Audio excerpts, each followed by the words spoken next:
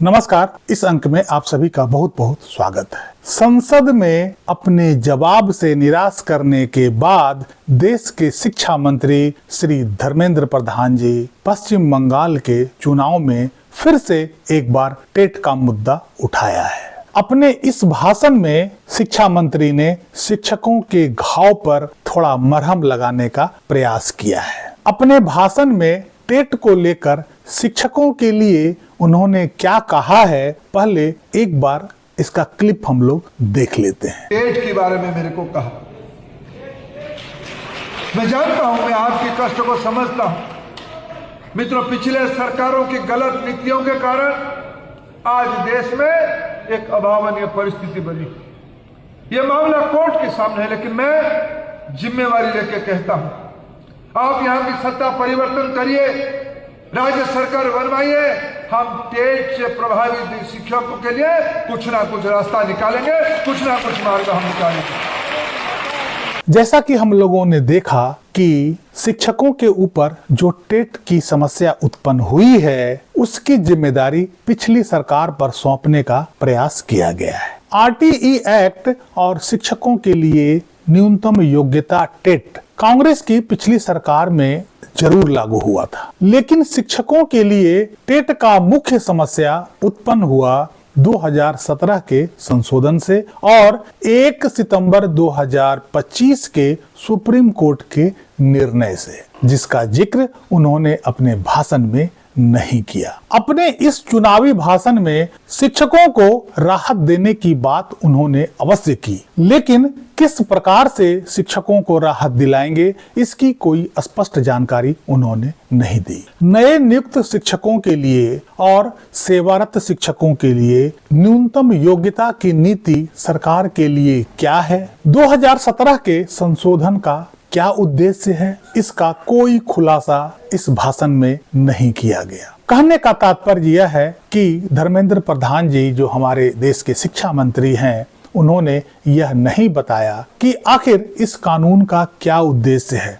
क्या वाकई में कानून ऐसा कहता है कि सेवारत शिक्षकों के ऊपर भी टेट अनिवार्य होना चाहिए? आखिर इस संबंध में सरकार की क्या पॉलिसी है, सरकार का क्या रवैया है, इस बात का उन्होंने कोई खुलासा नहीं किया। उन्होंने यह नहीं बताया कि आखिर सरकार क्या चाहती है और सेवारत शिक्षकों के संबंध में जो सुप्रीम कोर्ट का निर्णय आया है, उससे वो कितना इत्तेफाक रखते हैं। उन्होंने अपने भाषण में यह भी नहीं बताया कि यदि शिक्षकों को सुप्रीम कोर्ट से राहत नहीं मिलता है, तो क्या वे कानून में संशोधन करके सुप्रीम कोर्ट के निर्णय को पलटते हुए शिक्षकों को राहत देने का प्रयास करेंगे? क्या शिक्षकों को राहत देने के लिए सरकार इस हद तक जाएगी या नहीं, इसका पत्ता उन्होंने अभी नहीं खोला है। इससे यह समझना थोड़ा मुश्किल हो जाता है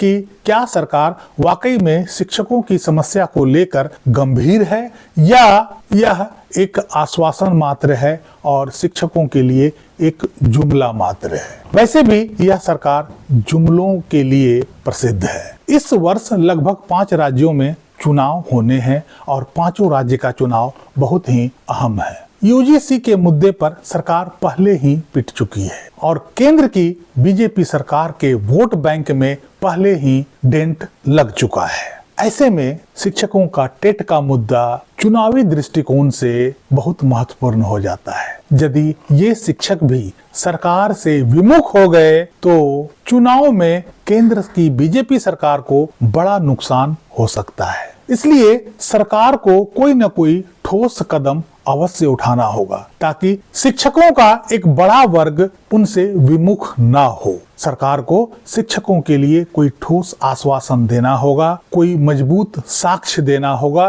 कि सरकार शिक्षकों के साथ खड़ी है और यदि सुप्रीम कोर्ट से भी शिक्षकों को राहत नहीं मिलता है तो सरकार उन शिक्षकों के लिए अवश्य कुछ न कुछ करेगी, उनकी नौकरी को बचाने के लिए कोई न कोई रास्ता अवश्य बनाएगी। जब तक सरकार शिक्षकों को इतना भरोसा नहीं दिला पाते हैं, तब तक शिक्षकों के मन में उठ रहे शंका का समाधान नहीं हो सकता है। अब हम थोड़ा समझते हैं कि आखिर चुनावी दावे, चुनावी वादे और चुनावी आश्वासन का क्या अर्थ होता है? क्या यह बाध्यकारी होता है? भारत में राजनीतिक दलों द्वारा किए गए चुनावी दावे और उनका घोषणा पत्र कानूनी रूप से बाध्यकारी नहीं होता है। इसका सीधा अर्थ यह है कि यदि कोई पार्टी चुनाव जीतने के बाद अपने वादे पूरे नहीं करती है तो उनके खिलाफ किसी अदालत में इस बात को लेकर कानूनी कार्रवाई नहीं की जा सकती है। वर्तमान भारतीय कानूनों के तहत चुनावी घोषणा पत्र केवल एक राजनीतिक दस्तावेज है, न कि कोई कानूनी अनुबंध। जन प्रतिनिधित्व अधिनियम 2051 के तहत किसी वादे को पूरा न करना राजनीतिक दलों के भ्रष्ट आचरण के श्रेणी में नहीं आता है। हालांकि यह कानूनी रूप से बाध्यकारी नहीं होता है, लेकिन चुनाव आयोग की आदर्श आचार संहिता के अनुसार पार्टियों को ऐसे वादे करने से बचना चाहिए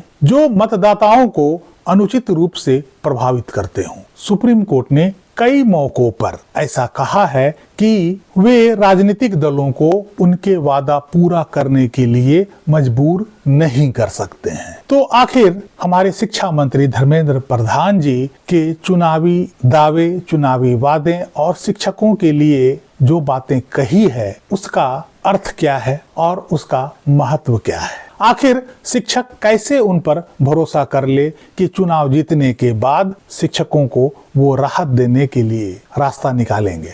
उनकी बातों पर कैसे कोई शिक्षक भरोसा कर ले जब तक कि कोई ठोस प्रमाण उनके द्वारा नहीं दिया जाता है? हालांकि चुनाव में अभी थोड़ा वक्त बाकी है। इस बीच पूरी संभावना है कि हमारे रिव्यू पिटीशन की सुनवाई शुरू हो जाए। यदि इस रिव्यू पिटीशन की सुनवाई में सरकार की ओर से नियुक्त सॉलिसिटर जनरल शिक्षकों के पक्ष में खड़े मिलते हैं और शिक्षकों का साथ देते हैं, अपने हलफनामे में शिक्षकों का समर्थन करते हैं, तब इससे संकेत मिल सकता है कि सरकार शिक्षकों के पक्ष में खड़ी है और आगे भी यदि सुप्रीम कोर्ट से शिक्षकों के पक्ष में निर्णय नहीं आता है तो सरकार कुछ न कुछ शिक्षकों को राहत देने के लिए रास्ता अवश्य निकालेगी, चाहे कानून में संशोधन ही क्यों ना करना पड़े। लेकिन जब सुप्रीम कोर्ट में सरकार की ओर से निष्पक्ष रहा जाता है और शिक्षकों का समर्थन नहीं किया जाता है, ऐसे में शिक्षक सरकार पर कैसे भरोसा कर सकती है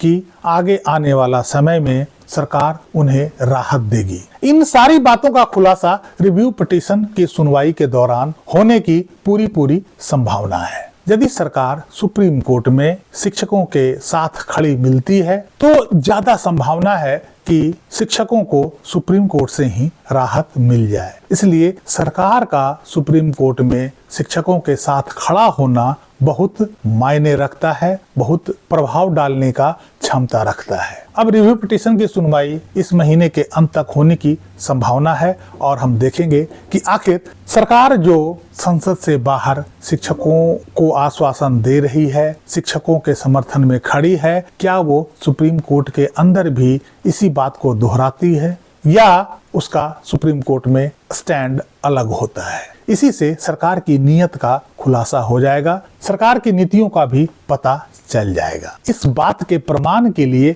हमें इंतजार करना होगा कि रिव्यू पिटीशन की सुनवाई में सरकार क्या करती है। बहरहाल इस अंक में यहीं तक। जानकारी अच्छी लगी हो तो वीडियो को लाइक जरूर कीजिएगा, चैनल को सब्सक्राइब भी कीजिएगा। मिलते हैं अगले अंक में कुछ विशेष जानकारी के साथ। तब तक के लिए जय हिंद, वंदे मातरम।